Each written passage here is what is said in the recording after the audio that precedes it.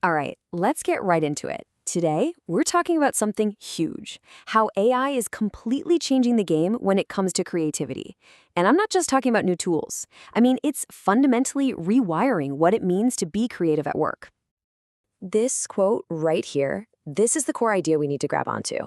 So many people are worried about AI replacing them, but that's not the real story. The real story is about leverage. It's about amplification. Think of it this way. These new tools are designed to take our human abilities and just crank them up to 11, making our best ideas faster, more powerful, and way more visible than ever before. Okay, so this is a really important shift in thinking. On the left, you've got the traditional view of creativity, right? It's this mysterious, artistic thing. You're either born with it or you're not. But that's not how it works in the professional world anymore. Look at the right. Today, creativity is a skill. It's something you can train. It's a process for reframing problems, for thinking in systems, and for just building smarter ways to get things done. Right, so part one. Why is this new definition of creativity suddenly so important? Why is everyone calling it the new currency? Well, let's dive in. Think about it. As AI starts to take over all the boring, repetitive stuff, our value has to come from somewhere else. And this formula right here is the key. It's our human creativity multiplied by the incredible leverage AI gives us, and then multiplied again by the reach we get through digital visibility. You see, it's not about being the best task doer anymore. The people who are going to win are the ones who become idea multipliers. They're the ones creating massive value by combining these three things. Okay, that all sounds great in theory, but how does it actually work? How do you use AI as a partner to actually make you more creative? Let's get practical. This is how you should think about it. AI isn't just some fancy calculator. No, it's your creative co-pilot. It's the brainstorm partner that never gets tired. It's the research assistant that can read a million documents in a second. It's an editor, a synthesizer that finds patterns you'd miss, and even a strategist that can game out different scenarios. Seriously, the days of staring at a blank page should be over. And to make this super concrete, here are a few actual tools and the roles they can play. You could use something like MindMeister for that visual brainstorming piece. It's your brainstorm partner. Then you've got tools like Claude, which are just incredible for digging up insights. That's your research assistant. And for generating and polishing content, something like Hyperwrite can be your editor and synthesizer, all rolled into one. So you can actually build a whole system around this partnership. Check out this loop. You start by defining the problem, simple enough, but here's the magic step.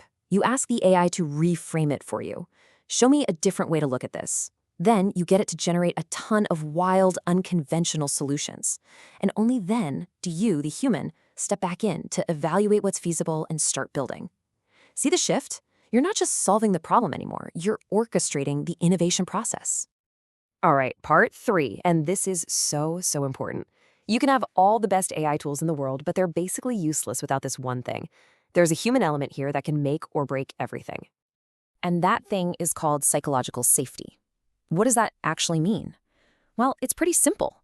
It's that feeling you have on a team where you know you can toss out a crazy idea, ask a dumb question, or even admit you messed up, and you're not going to get shut down or punished for it. It is the absolute bedrock of a creative, trusting team. And if you're thinking, okay, that sounds nice, but how important is it really? Look at this number, 47%. A massive study found that psychological safety is responsible for almost half of a team's creative output. Let that sink in. Nearly half. This isn't some fluffy, nice-to-have thing. It is literally the single biggest predictor of whether a team will be innovative or not. And this quote just nails it, doesn't it? Real innovation, the truly breakthrough stuff, doesn't happen when people are afraid and playing it safe. It happens when they feel free to take intellectual risks and explore weird, unconventional ideas.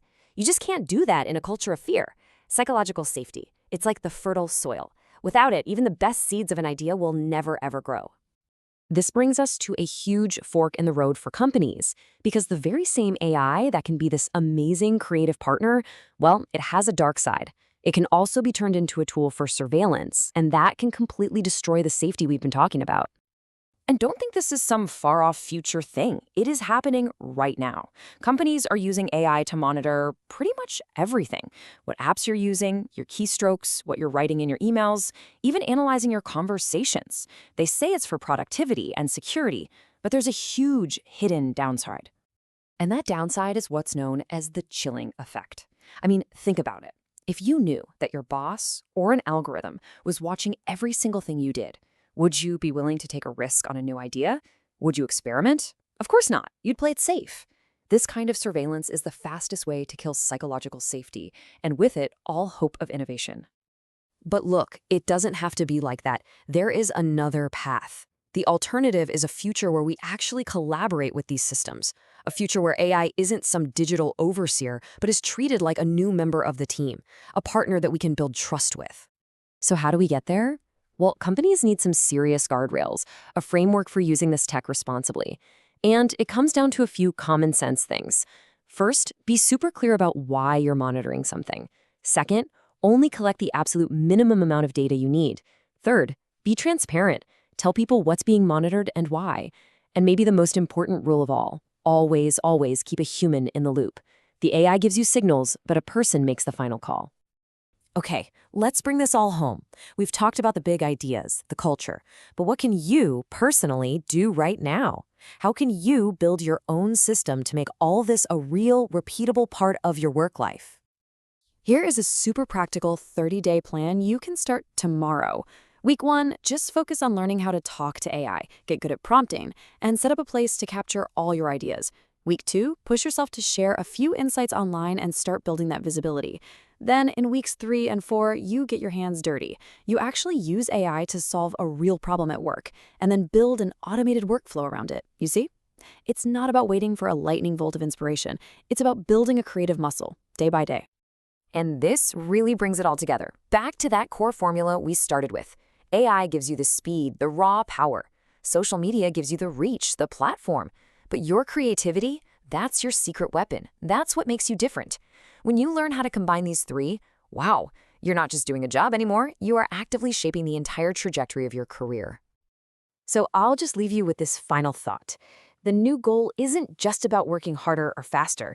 It's about fundamentally changing your role to become an idea multiplier. So the real question, the one you should walk away with, is how are you going to start?